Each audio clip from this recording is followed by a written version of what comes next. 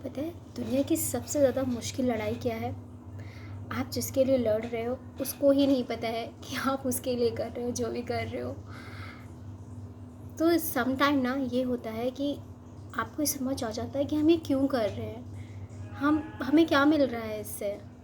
और उसको पता तक नहीं है कि हम लोग जो झगड़ा कर रहे हैं, हमारे बीच में जितनी प्रॉब्लम्स हो रही है या हम लोग जो भी कुछ सोच रहे हैं वो उसके लिए सोच रहे हैं। इवन उसको पता तक नहीं है ये वाली चीज़।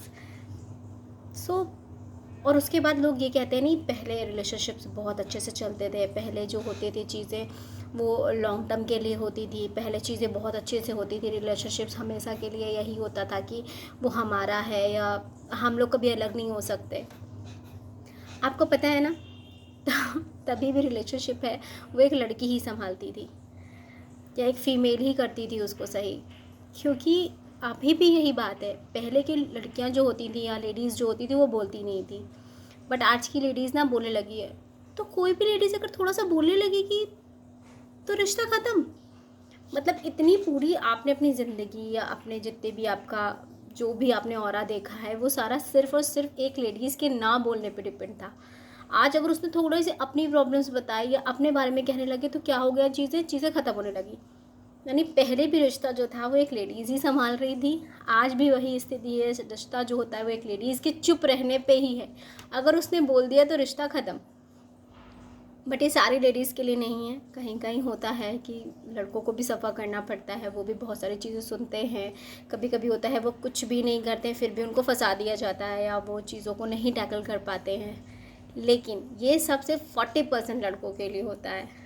बाकी चीज़ों में हमेशा यही होता है कि औरतें या लड़कियां ही अपने आप को दबाती हैं, उनको ही बोलने के लिए मना किया जाता है, उनसे ही कहा जाता है कि नहीं तुम चुप रहो, तुम नहीं बोल सकती हो, तुम नहीं कर सकती हो।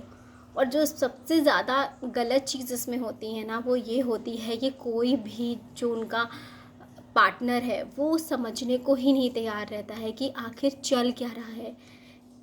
नो, कोई भी एक फीमेल होती ना, उसको आप उसकी प्रॉब्लम को सल्यूशन मत दो, आप उसकी प्रॉब्लम्स में पढ़ो भी मत। आप उसकी प्रॉब्लम को कह दो तुम अकेले झेलो, वो झेल लेगी, वो कर लेगी। उसको सिर्फ इतना चाहिए कि कोई उसको बैठ के सुन ले कि हाँ अच्छा ये वाली चीज़ें हुई हैं, ये वाली चीज़ें हुई हैं, अच्छा फिर तुमने क्या किया। वो खुद अपनी प्रॉब्लम समझ लेगी, वो अपने आप खुद ही कर लेगी। आपको आपकी तो इवन उसको हेल्प चाहिए भी नहीं। लेकिन कोई भी फीमेल होती है या कोई भी होता है आपके आसपास, वो आपकी बहन हो सकती है, कभी कभी आपकी मम्मी भी हो सकती हैं, आपकी वाइफ, आपकी गर्लफ्रेंड, कभी भी पता है आपको सिर्फ इतना चाहिए कि आप उनको बैठ के सिर्फ सुनो, उसके अलावा आप कुछ मत करो। और आप देखो कि चीज़ें बहुत ज़्यादा अच्छी हो जाएंगी, प्रॉब्लम बहुत जल्दी सॉल्व हो जाएंगी और रिलेशनशिप बढ़िया हो जाएगा।